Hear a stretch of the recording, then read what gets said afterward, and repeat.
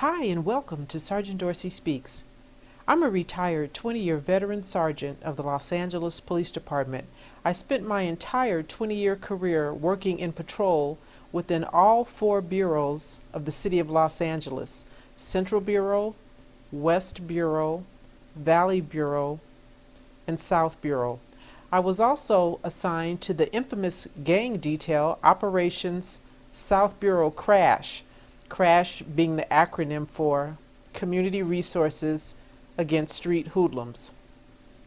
Many of you who have been following me since day one know that I am not afraid or opposed to pulling the covers back, exposing that thin blue line, and speaking to you honestly and candidly about police culture, police training, and deciphering police code talk that companies speak that we hear from police chiefs when they have to try to explain away something that is really very difficult to justify. I'm also the author of an autobiography, Black and Blue, The Creation of a Social Advocate, which chronicles my career on the Los Angeles Police Department, as well as the advocacy work that I began to get involved in 2014 after publishing my first book in 2013. You know what happened in 2014. There were a spate of deadly police encounters, starting with Eric Garner, Mike Brown here in Los Angeles, Ezell Ford, and then everything else that followed. Tamir Rice and Sandra Bland and Rayshard Brooks and George Floyd, Breonna Taylor, and on and on and on. So I'll help you understand what it is that you can do to try to survive a police encounter. Holding court curbside will get you hurt, and I want to give you the tools and show you the red flags where an officer may be about to get aggressive with you. The goal being, at the end of that police encounter, for everyone to go home safely. And that's on both sides. Visit my website, CherylDorsey.com, that's CherylDorsey.com, and read the first chapter of my autobiography, Black and Blue, The Creation of a Social Advocate, as well as my next to be released book in the Black and Blue series, Black and Blue, The Creation of a Whistleblower.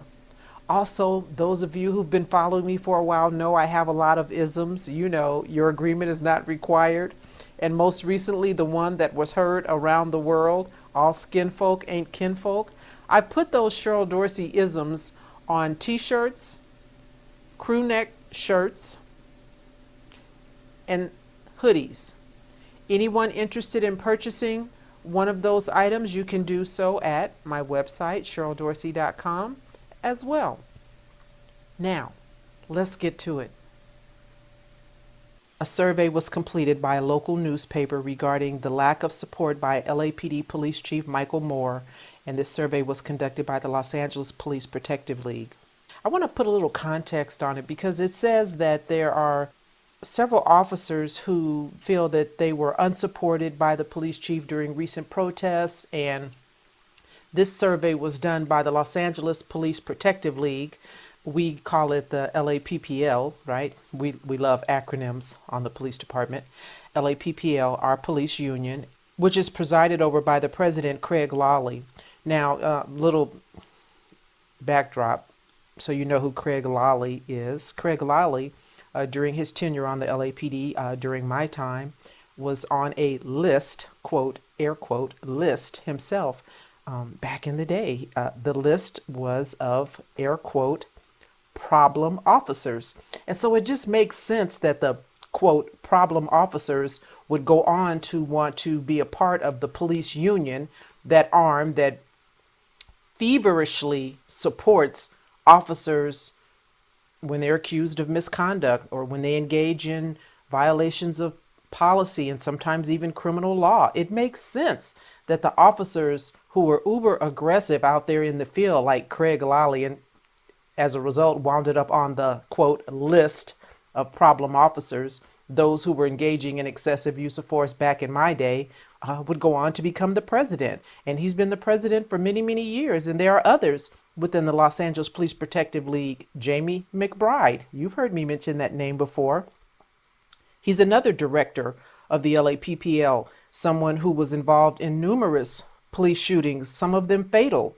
And of course, you've heard me mention his spawn, the next generation, Officer Tony McBride, who got her first kill earlier in the summer of this year when she shot and killed Daniel Hernandez. And it's now under review and being looked at by an independent other than the district attorney, who is Jackie Lacey office. So it's being looked at by I believe it's the California Inspector General or California Attorney, State Attorney, Inspector General. They took it away from Jackie Lacey because, of course, even though she lost the re-election for district attorney, the LAPPL and other unions across the state of California had paid tremendous amounts of money to her bid for re-election. LAPPL specifically, it was reported, paid over $1.2 million, I believe, towards the campaign to get Jackie Lacey reelected. Well, it didn't quite work out the way they were expecting, but nonetheless, back to the LAPPL. This is why officers like Craig Lawley and Jamie McBride aspire and then go on, because they're elected into those positions by the membership, to become leaders. Folks who are very outspoken, folks who will speak the lingo of the street cops, because that's who the LAPPL predominantly represents. Officers below the rank of lieutenant can be members of the Los Angeles Police Protective League. And so you understand, we're talking about patrol officers, ground pounders, street cops, much like what I was during my 20-year career on the LAPD. So having said that, Craig Lawley, president, did this survey of officers.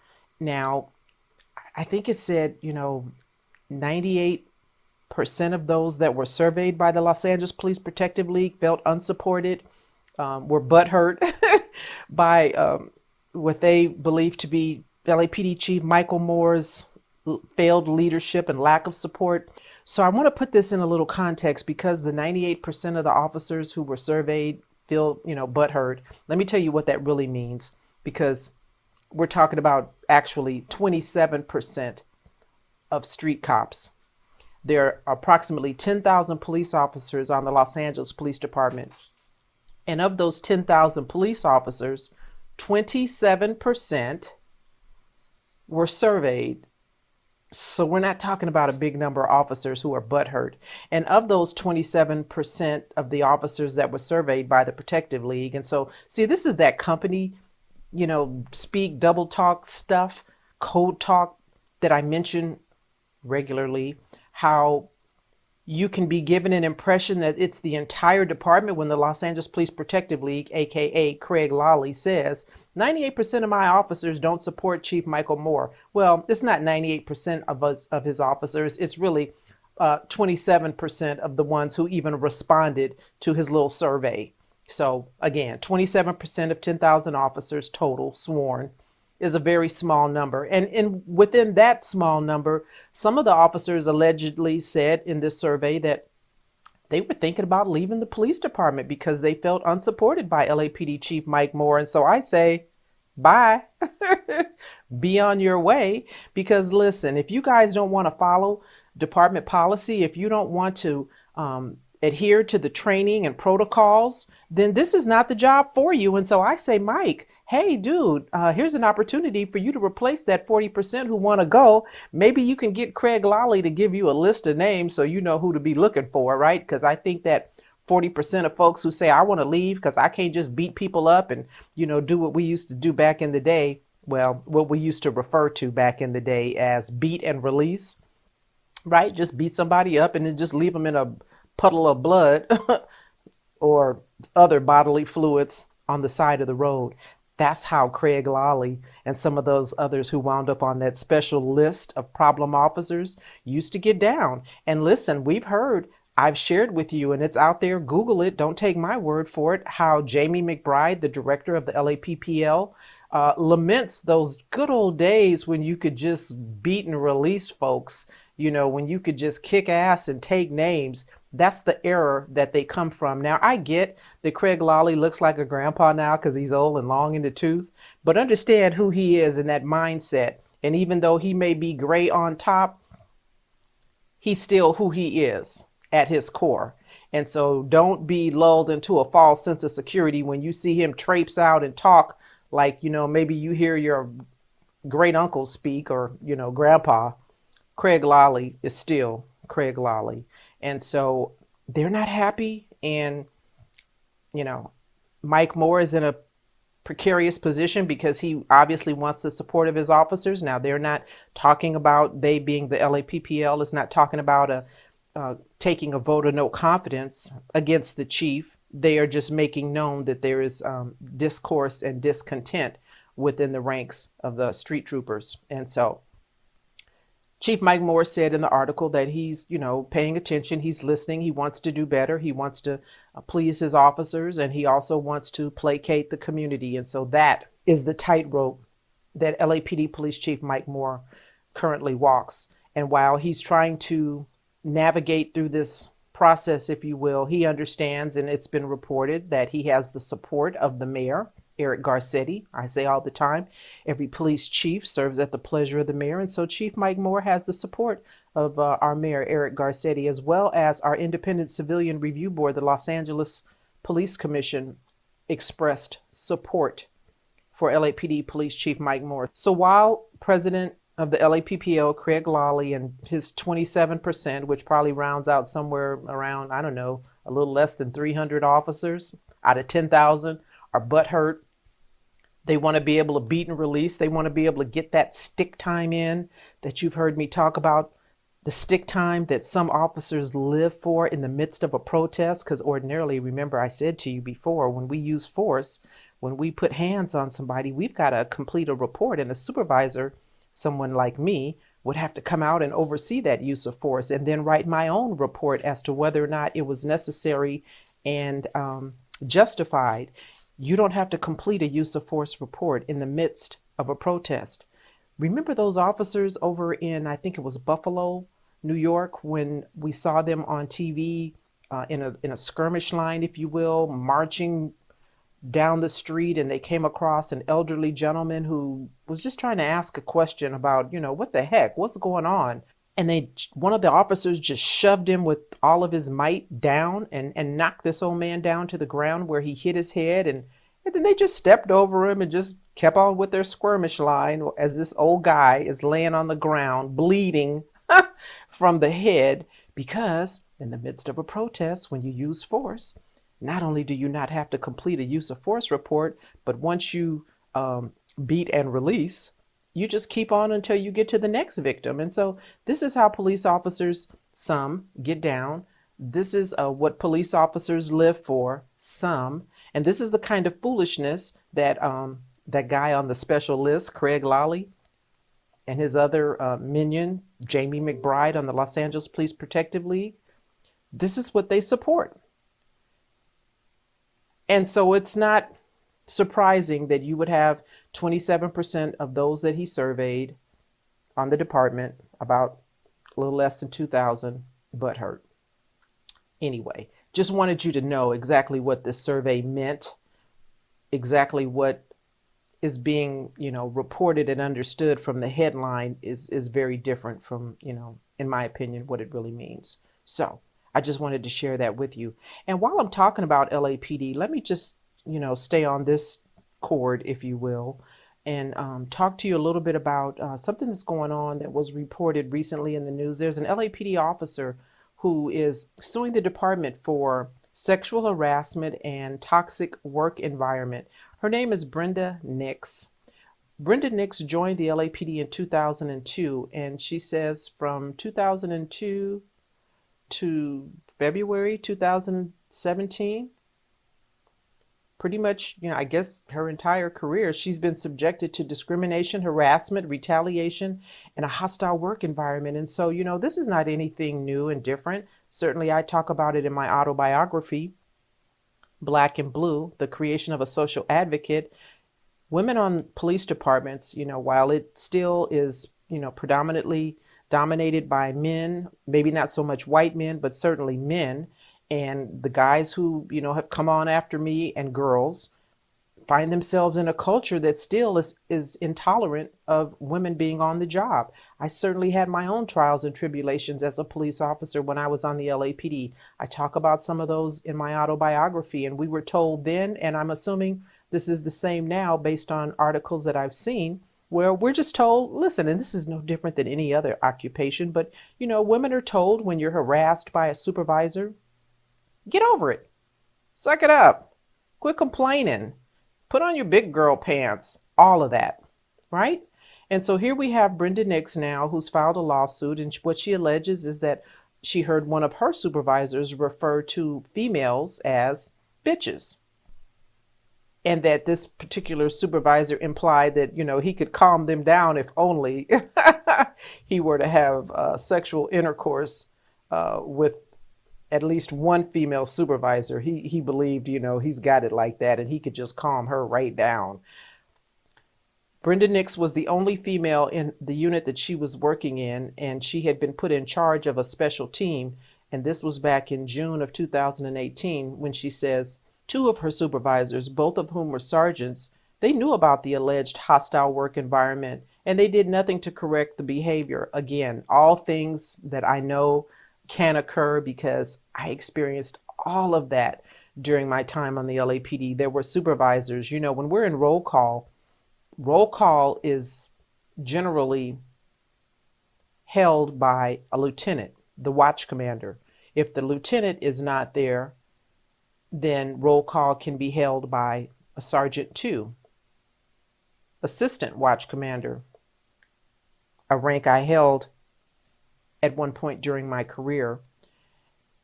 And so you have a lieutenant and at least a sergeant 2 presiding over roll call. My time, it was, men who were presiding over roll call, and just off-color remarks were being made back then. And again, you pull up your big girl panties, you don't say nothing. I can remember being one of 2 females. I had a female partner when I was working Central Traffic Division. That's in downtown Los Angeles in Central Station over on 6th and Maple. I was one of 2 females in the roll call room in Central Traffic Division, and it was not uncommon for the motor officers in the back of roll call, because that's where the old salts sat, the old timers, the shit talkers. They were always in the back row. And eventually I made my way back there too, as I got more time on the job before I promoted to supervisor. But, they're in the back of the room just yelling out all sorts of craziness. And the lieutenant and the AWC, assistant watch commander, they hear this stuff and they say nothing. I was subjected to that. They would call me and my female partner names that were untoward, that were belittling, that none of those men would want their own wives, daughters, and sisters to be referred to. Yet they did it. Yet my supervisors stood by and watched, and sometimes even laughed along with the old guys in the back of the room who were yelling out crazy stuff. So I know that officers will have and obviously continue to say things that are demeaning, insulting, and in some instances just downright embarrassing, and will create a hostile work environment. Well, they create it and then they accuse you of it, because now you've had the temerity to complain about them saying something about you that was hurtful. So Brenda Nix is saying that she has been regularly subjected to this kind of degrading and belittling and the objectifying of women during her time in this specialized unit. And at the time, she was the highest ranked officer on the team, female, highest ranked officer. Now, that's not just, doesn't say a female officer, but actually the highest ranked officer in this unit. And because she was the highest ranked officer and happened to be a female, the officers just decided, you know what, we don't take orders from a female again. And this was tolerated, allegedly, by the supervisors in the unit. Officers refused to follow whatever it is that she was asking them to do, direction. And so in February of 2019, here's an example, I would imagine, of the kind of retaliation that she was subjected to, according to Brenda Nix. She and her partner were assigned to clean up an area of about 40 to 50 homeless people, and she was not given any assistance when she asked for help. That's the kind of thing not getting backup, not getting assistance from your peers, that's the kind of retaliation that can occur. And sometimes it's very difficult to prove that that thing is actually going on. But you know it as an officer when you see it. When you see your peers asking for assistance from other colleagues and they get what they need to make the job a little bit easier, workflow occurs smoother. And then when you ask for that same thing, you don't get it. Why? Because everybody's pissed off at you because, again, you're a female officer and you had the nerve to mention that, you know what, I don't like the way these guys are treating me. And so because of that and the failed leadership, allegedly, Brenda Nix is now in the midst of a lawsuit. So not much has changed and not much will as long as you continue to have men who don't really value women in leadership positions. And that just reminds me, because I'm going to be doing a panel discussion on, I think it's December, first week of December, Policing in America over, I will be doing a virtual panel discussion put on by Purdue University. And one of my panel mates is former Police Chief Carmen Best. And Carmen Best is just one of several female police chiefs. And listen, I think girls rock and we do a really good job. And I think police departments would do so much better having women at the helm. But Carmen Best is one of about 4 or 5 police chiefs who recently have either been forced to resign, asked to resign, or just put in a position that was just untenable. And so they said, you know what, I'm out of here. Chief Carmen Best is one. Dallas Police Chief Renee Hall. Santa Monica Police Chief Cynthia Raynard. Atlanta Police Chief Erica Shields. Portland Police Chief Jamie Resch.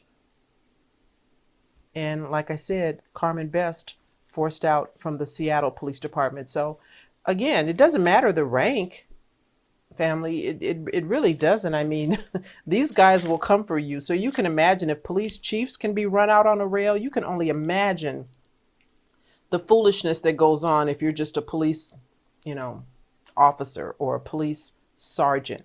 And sometimes even a female police lieutenant. I mean, there's no place you can go, no rank you can attain that puts you in a place where you can't be touched by the male hierarchy, patriarchy on a police department. So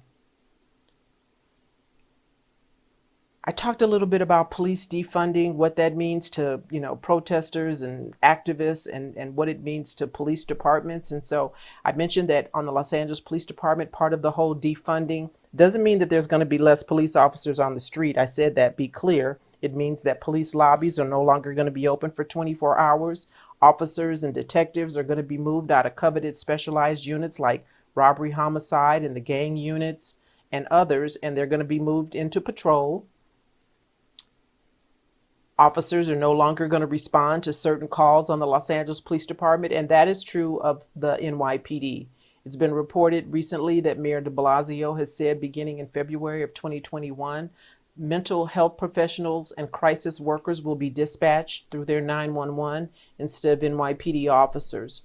There were more than 170,000 mental health calls to 911 in 2019, an estimated 1 call every 3 minutes. And so police officers are no longer going to be dispatched to those calls. It will be health professionals and crisis workers, well, until one of them gets their ass handed to them. And then they're going to say, you know what? Or there's a potential for one of the crisis workers to get their ass handed to them. And then they're going to say, I'm not going in there because that person is hairy and scary. Call the police. And then the police will come out and do that thing that police officers do if you don't require them to have a little compassion, empathy, and common sense when they're dealing with someone in mental crisis. And so while the goal is to not respond with a police officer presence initially, what Mayor de Blasio said is that the NYPD will no longer be the default response to, quote, non-violent situations. And so there is the doublespeak. There is the code talk. If it's a violent situation, and what call have we seen lately not been, air quote, a violent situation or potentially violent situation when you have someone like Mr. Wallace who had a knife? That makes it now a violent situation. Or when you have someone in mental crisis who is throwing items across a room, being destructive, maybe hitting family members and others, it's now a violent situation. And so to say that police are no longer going to respond to mental health crisis calls is kind of being intellectually dishonest. It's kind of, it's code talk, because generally folks in mental crisis are violent. They're uncooperative, they're belligerent, they're loud, they're scary to folks who aren't used to dealing with them. And so, yeah, okay, Mayor, I see what you're doing. I just wanted you guys to know over there on the NYPD, Mayor de Blasio is being intellectually dishonest. And so if he's doing it on the NYPD, know and believe when I tell you that this is occurring across the nation. When officers feign that they're not going to be responding, they'll be responding, unless you have a police chief like one up in Northern California that I reported on some months back, who just said, you know what, we just not going to come, period.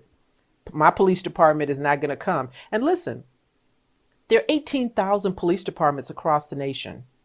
And so when you think about police departments, oftentimes we think, LAPD, NYPD, Chicago, Detroit, large departments, right? But there are police departments that have, like maybe 3 officers and one of them is a supervisor. That's a police department. And some of these small departments, like the one up in Northern California that I reported on, it was about a year ago because officers responded to a mental illness call, a welfare check, and they wound up killing the person. And so the head of that organization said, you know what, I'm just telling my officers don't go, you on your own. That could happen. Just wanted you to know. Police chokeholds and no-knock warrant raids could face limits in Missouri next year, allegedly. Over in Jefferson City, there was a consensus between lawmakers and the Missouri Sheriff's Association on limiting police chokeholds. It says that limiting police chokeholds proved a little bit elusive during a recent hearing by the House Special Committee on Criminal Justice. And so while they understand that chokeholds are problematic, how to deal with them, how to restrict them is also problematic. And listen, let's not be confused to think that what we saw Derek Chauvin do to George Floyd was a chokehold. That was not. That was Derek Chauvin just coming up with his own way in which to deal with someone who he wanted to punish. It wasn't department approved. That wasn't anything that was taught. It wasn't a hold. It was just Derek Chauvin sitting on the neck of George Floyd for 8 minutes and 46 seconds, restricting airflow. That's not a chokehold. But nonetheless, when asked by this committee chairman over there in Missouri, committee chairman, State Rep Shamit Dogan, asked whether or not officers should only apply, they're calling it, quote, respiratory holds when deadly force is justified. In other words, should an officer only choke you if he has the option to shoot you? Now, that in and of itself is kind of a stupid question, because if I could shoot you, why in the heck am I going to, as a police officer, tie up with you? In other words, get into a physical altercation with you. If I know I can shoot you, I'm not going to fight you. Nonetheless, the committee chairman wanted to know whether or not officers should only apply a chokehold when deadly force is justified. Kevin Merritt, the executive director of Missouri Sheriff's Association, of course, agreed, yes. Officers should only use a respiratory hold when deadly force is justified. However, Kevin Merritt agreed that there were no such restrictions that currently exist. In other words, there's nothing that prevents an officer from using a chokehold, according to their state law.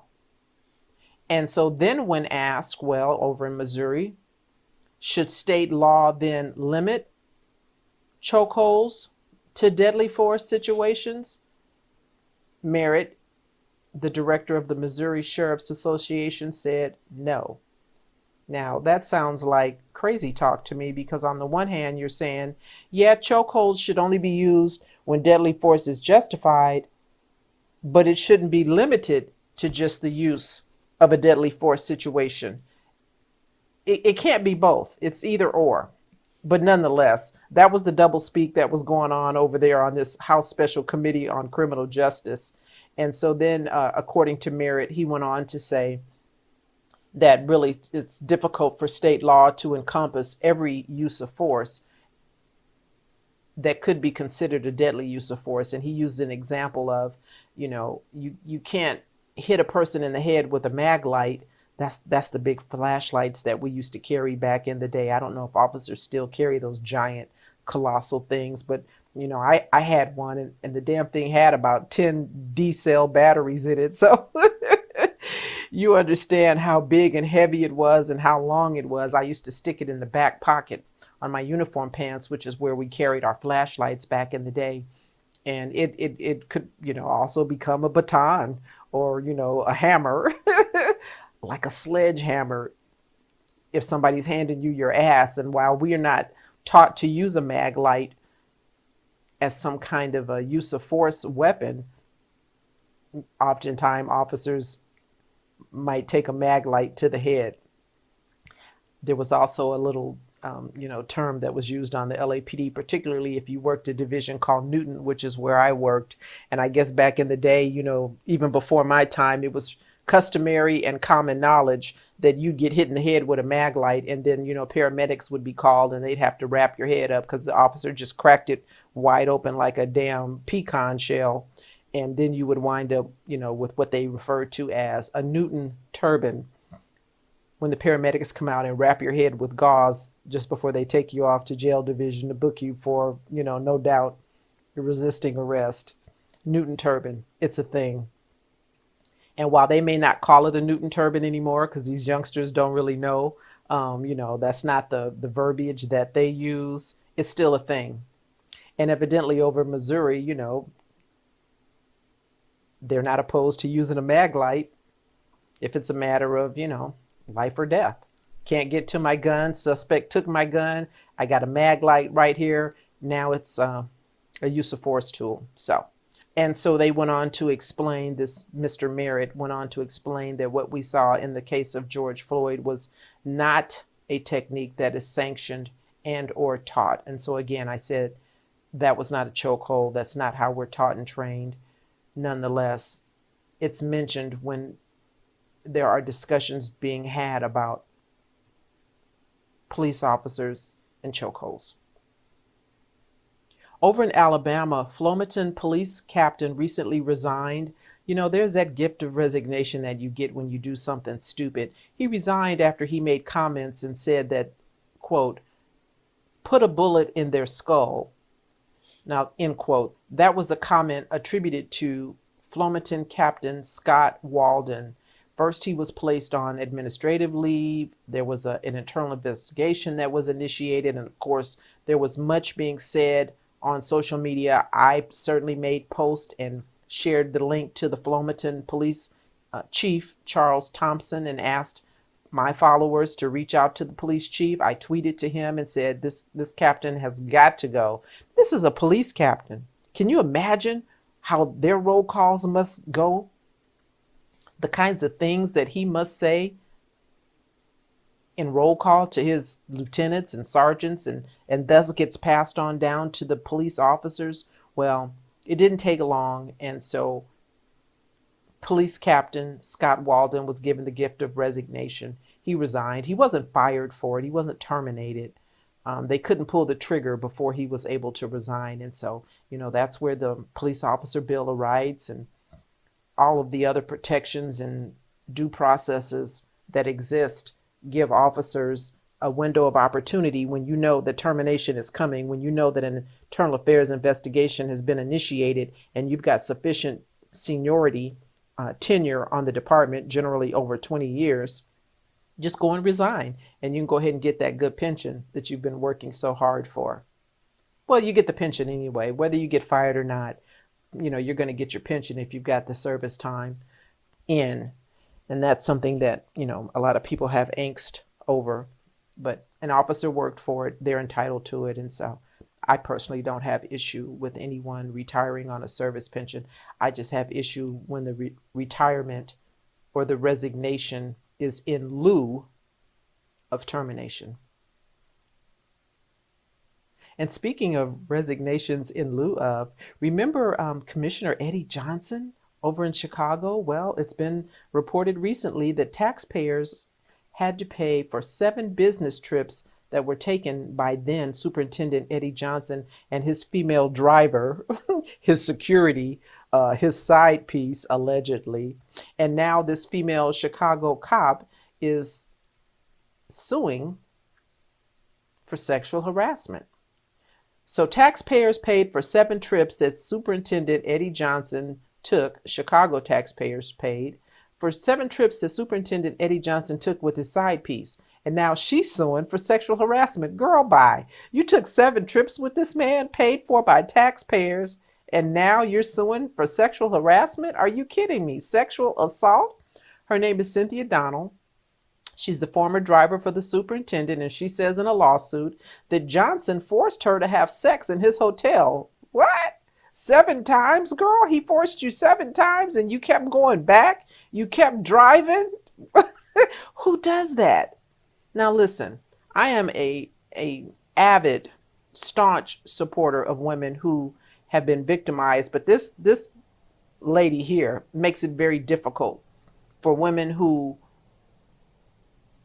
are allegedly victims of sexual harassment in the workplace, sexual assault in any environment. When you have someone who was the driver of the superintendent, that was her job. She drove him in town and out of town. She accompanied him out of town, out of state several times, had sex with him, is the reason he got, is the reason Mayor Lightfoot told him bye-bye, because he was out with her one night drinking, in some dark booth in a quiet corner, allegedly, got in his city vehicle and tried to drive home and then was found passed out behind the wheel, allegedly, and said he had a bad batch of greens or something and his hypertension kicked in and that's why he was passed out. Well, now we know that he was passed out because he had been drinking, allegedly, with Miss Cynthia Donald.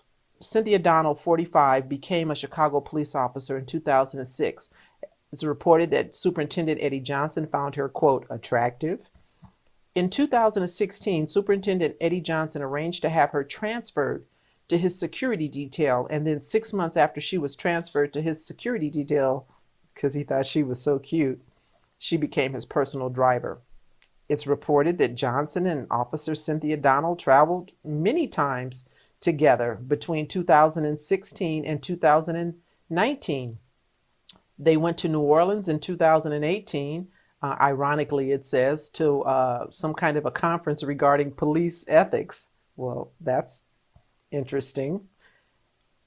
You're attending a conference on police ethics and you take your side piece, aka your driver, aka your security, with you to New Orleans. And then they went on to Peoria and they went also to Springfield 5 different times. All of these trips cost thousands of dollars in taxpayer money, as well as luxury vehicles that were rented during their little conferences, city business. It was reported that they would have adjacent hotel rooms because, we can't just get one room, we got to have 2. But they had adjoining doors, right? So you could just scurry through one door from one room to the other, and who would know? Well, obviously somebody knows because they figured it out. Superintendent Eddie Johnson also took a couple of trips to California. And while he was here, it was reported that he rented these luxury vehicles. An Infiniti QX60 was rented in 2016. And then in 2018, on another trip to California, Superintendent Eddie Johnson rented a BMW 330i. Now, these 2 luxury vehicles that were rented reportedly cost hundreds of dollars more, much more than what the superintendent was budgeted. And then it shows that, according to the records obtained, he drove each car, the BMW and the Infiniti QX60. He drove each of those cars less than 60 miles. But I guess it was important to be cute and look good as you're driving your side piece. I mean, as your driver is driving you around to these ethic conferences and the like.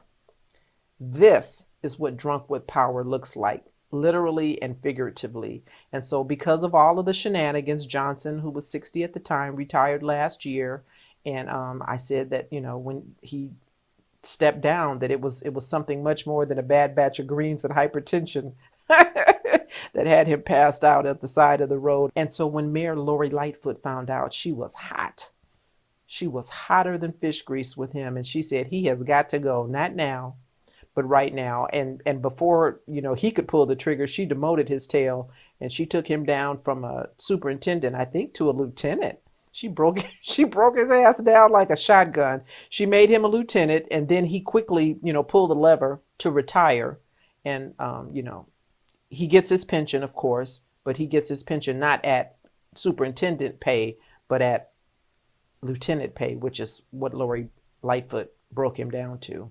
And it's because he lied. It's because he lied. And it's because he, was believed to have been drinking for hours in a downtown bar with his side piece, the lady who's now suing for sexual harassment. And so, everybody can sue, anybody can sue. You know that to be true because we see, the biggest loser, the guy in the White House, he's been suing folks for 2 weeks now because he lost the election, and every suit has been thrown out by the court because while Yuckmouth, that's what I call Giuliani, Yuckmouth, while he can get on TV in front of a bank of cameras for certain network news stations, he, when he gets in court, Yuckmouth has got to tell the truth because he's under oath, and what little bit of law license he has left will be yanked from under him if he doesn't. And so when he gets in court, and the judge asks him very pointed and specific questions about Lil Tink Tink, aka the Biggest Loser's lawsuits, Yuckmouth has had to admit that, well, there is no fraud, and that's not what I'm saying. I'm just saying. I don't know what he's saying, and neither do the attorneys who have been dragging him for filth through these courts. But my point is, anybody can sue. Now, I don't know if the officer, Cynthia Donnell, is going to be successful in her lawsuit. I think it's questionable because, again, she's contending that Superintendent Eddie Johnson forced her to have sex not only on these trips, but also in his office. So we'll see what happens. I'll keep you posted because this is really delicious. Eddie Johnson was 60 years old. This officer, Cynthia Donnell, is 45. And oh, did I tell you that Johnson's wife is also on the department? This is a hot mess. I think she's a lieutenant on the Chicago Police Department. So listen, Thanksgiving is going to be very interesting this year in the Johnson household. I'm just saying. As a final note, former Superintendent Eddie Johnson released in a statement just last week that the allegations of sexual harassment and sexual assault by Officer Donald, quote, never happened. So there's that. Being a police chief and drunk with power is not uniquely significant to men. It's reported that there is a former now mayor in Nashville. Her name is Megan Barry, and she recently resigned after she pleaded guilty to stealing thousands of dollars from the city of Nashville while also having an extramarital affair with her police bodyguard. So listen, I guess being a police bodyguard for either a mayor or a superintendent kind of can sometimes have double meanings. Who knew? The mayor over in Nashville was having a relationship with a police sergeant who also pleaded guilty to the same felony theft charge, and the police sergeant was then given the gift of retirement. He was able to just pull the pin and leave. During the investigation over in Nashville, it was discovered that the two engaged in a relationship while on city-paid trips, and that, when this came to light, both the mayor and the bodyguard agreed to repay the city for the unlawful expenses. As a result, the mayor has to pay back about $11,000, ooh-wee, and the bodyguard $45,000 for salary and overtime he received while not performing his official duties, but clearly performing duties for the mayor. In Illinois, a police officer who fatally shot a black teen, Marcellus Stinnett, has been fired. Illinois State Police's Public Integrity Task Force investigating this 5-year member of the Waukegan Police Department, who was described as a Hispanic officer, fired the officer recently for multiple policy and procedure violations. And so here's what happened. Marcellus Stinnett, 19, and his girlfriend, Tafora Williams, who was 20, had been stopped because they were believed to be in a, quote, suspicious vehicle by this officer. Marcellus Stinnett initially fled in the vehicle and was spotted moments later.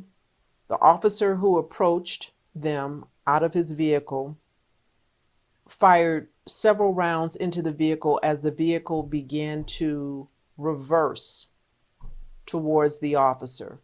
As a result of that, the officer said he then was in fear. And of course, he fired several rounds into the vehicle, one of which killed Marcellus Stinnett and injured his 20-year-old girlfriend, Tafora. Lake County State's Attorney Michael Nierheim reviewed the state police investigation and has agreed to make the entire case file public.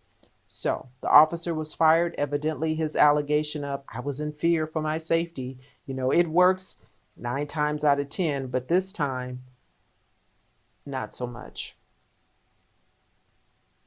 Speaking of officer-involved shootings and uses of force, I wonder if President-elect Biden and his Vice President-elect Kamala are going to address in the first 100 days in office the numerous incidents involving deadly use of force.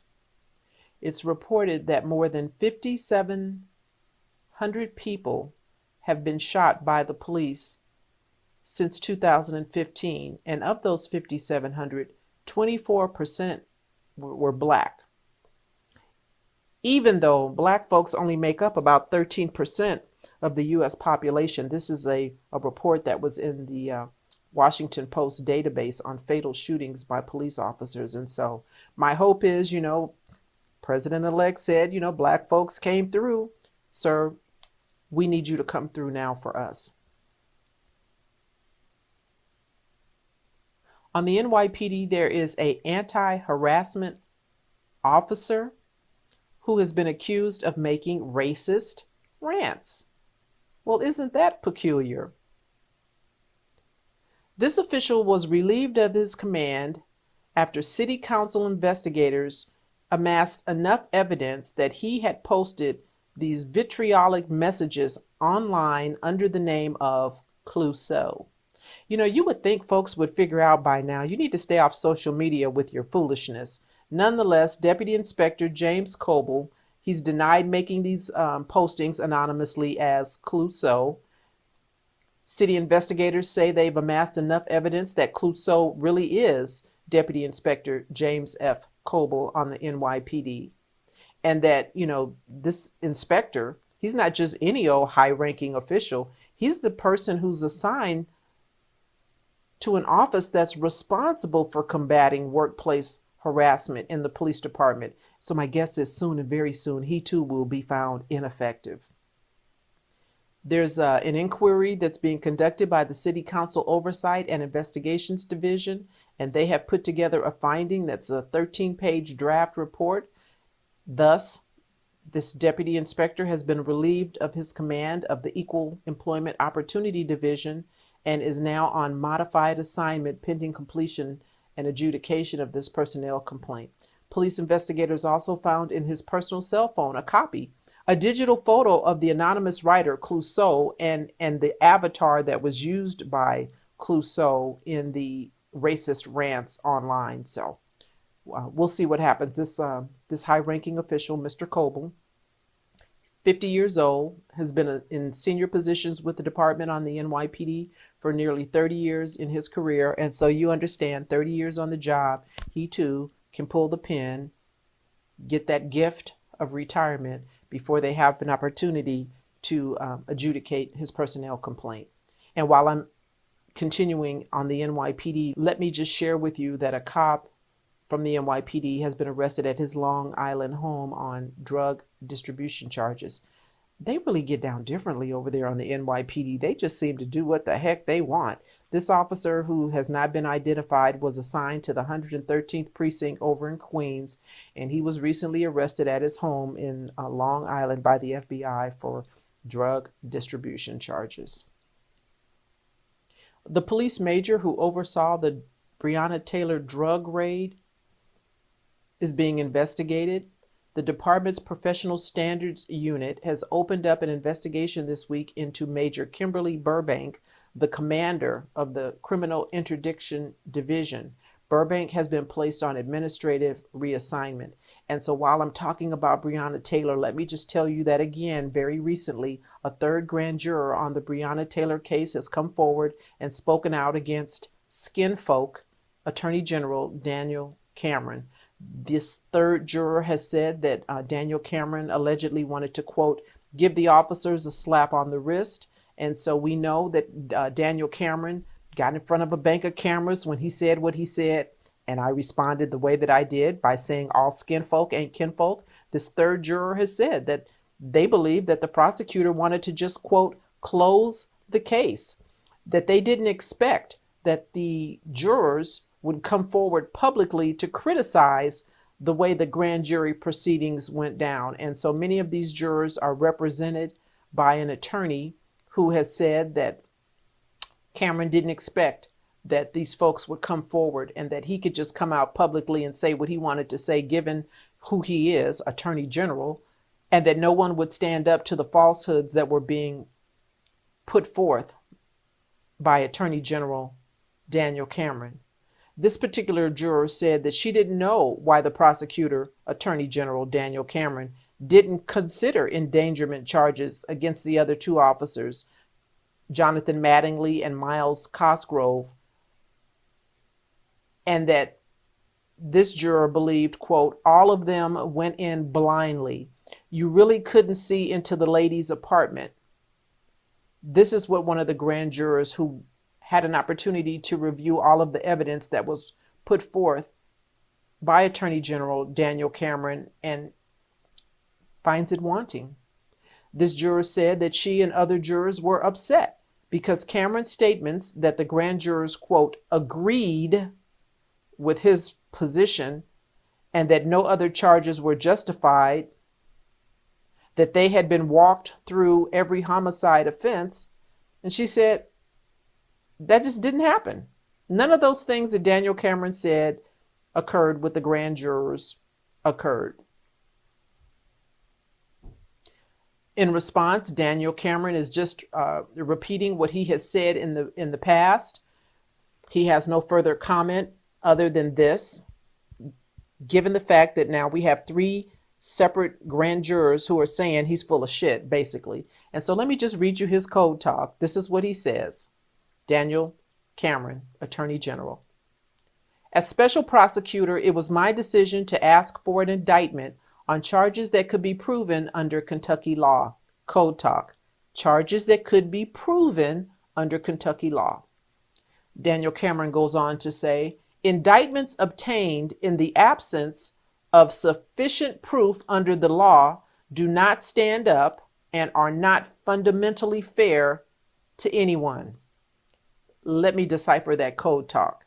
Indictments obtained in the absence of sufficient proof under the law don't stand up. Well, isn't that what a jury is for? How many black and brown folks have been indicted with insufficient proof to stand up before a jury? And how many of those folks who have been indicted in the absence of sufficient proof before a jury have been convicted. We know that that goes on because we're seeing time and time again Black men being released from prison decades after being wrongly accused, decades after there was a lack of sufficient evidence. Yet they prosecuted that ham sandwich. They were able to convince a jury and get a conviction. And then eventually it was overturned. And so I don't think this was a call for Attorney General Daniel Cameron to make. I think it should have been left up to the grand jury to decide, give them all of the information, and then let them make a determination about an indictment, and then let a jury, a trial jury, decide whether or not there's sufficient evidence to charge the other two officers, Cosgrove and Miles, as well as Hankinson. But Daniel Cameron didn't do that because Daniel Cameron had an agenda. And this is all coming from a grand juror who heard the evidence in the Breonna Taylor probe. Someone who's seen everything that was presented and is aware of many things that were not presented and is speaking contradictory in terms of the job well done by Skinfolk, Attorney General Daniel Cameron. That's it, family. Ooh-wee, I've been at this for a long time with you this week, but there was much to cover, and I wanted to make sure that I was able to catch up because now that this election is over, politics have been sucking all of the oxygen out of the air, and I haven't had an opportunity to update you on things that are continuing to occur in terms of deadly police use of force, in terms of police departments now gearing up really to punish folks who've been asking police chiefs, commissioners, and sheriffs to defund their agencies. Be careful what you ask for, family. Be careful what you ask for. Know what you're asking for.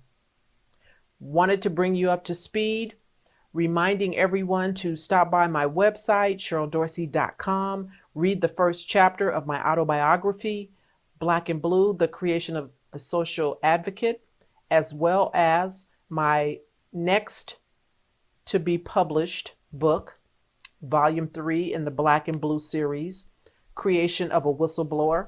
I've said to you before, and so I'll just remind you again that I am in the midst of litigation with the Los Angeles Unified School District. And my Deputy Inspector General boss, Frank Kabibi, the Inspector General, Kenneth Bramlett, and my supervisor, Jorge Urijo. So we now have a new, I believe this is my 4th court date, scheduled for April next year, 2021. This has been going on, family. You've heard me speak about it since 2016. So here we are, 5 years into this litigation. I say this because I want any one of you who are listening who may have issues on your job, know that it's a marathon, it's not a sprint. At some point, the Los Angeles Unified School District is absolutely going to have to deal with me. And so I want them to know that I'm here, I'm ready when you're ready. And once we do that dance, I will make available publicly my 3rd book in the Black and Blue series, The Creation of a Whistleblower. Can't give them any ammunition to use against me, but you can read the first chapter and see what it is to be a victim of workplace harassment, discrimination, and retaliation, much like Officer Brenda Nix mentioned in her lawsuit that I spoke about earlier in this podcast. Also, a reminder, Sergeant Dorsey-isms are available on t-shirts, sweatshirts, and hoodies. You can stop by my website, CherylDorsey.com, click the shop tab, and you can see exactly what items are available, what colors they come in, and you can order right there from the website. And I will personally send you the garment of your choosing, as well as you can purchase my autobiography, Black and Blue, The Creation of a Social Advocate, from my website, and I will send you a autographed copy. There's light at the end of the tunnel in this COVID-19 pandemic. Please continue to practice safe social distancing, mask up, And I wanted to share with you that very recently, at least over the last 2 months, I've had to be tested myself for COVID-19 about 3 times because of on-set filming I've been engaged in. And I just wanted you to know how simple the process was. I did 2 of the tests at a local Rite Aid. I was able to go right through the drive-through, and it took maybe about, 10 minutes for it to occur. Google COVID-19 testing and find a location near you to see whether or not you're positive for COVID-19. The only requirement that they asked of me was my medical provider. I have Kaiser, and I set up an appointment. And like I said, it was very easy, very simple. So if you were concerned and think that the process is going to be long and involved, because I have seen pictures and images here locally, Dodger Stadium, long lines for COVID testing.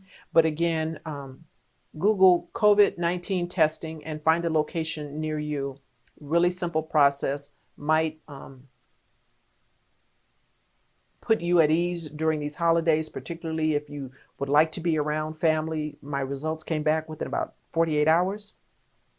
You might want to just know that you're in a good place if you do want to have family members around, and maybe encourage your other family members to do the same thing. So Google COVID-19 testing, find a location within your area. Very simple, very easy, very quick. Be safe, practice safe social distancing. And until next time, family, be good, be safe. You have been listening to the Sergeant Dorsey Speaks podcast, produced by the Get Global Network. Sergeant Cheryl Dorsey is a television commentator, social justice advocate, and is also well known for her book, Black and Blue, Creation of a Social Advocate, an autobiography of her 20-year career as a Black woman on the Los Angeles Police Department. The book details what she learned as an LAPD insider. Sergeant Dorsey can be contacted through her website, sgtdorseyspeaks.com, or via any of her social media sites like YouTube and Facebook. Take the time to subscribe to her YouTube channel and also subscribe to this podcast via major podcast networks like iHeartRadio, iTunes, Spotify, TuneIn, Spreaker, Stitcher, Google Podcast, and many others. The podcast is also available on wireless speaker systems like Alexa and Sonos.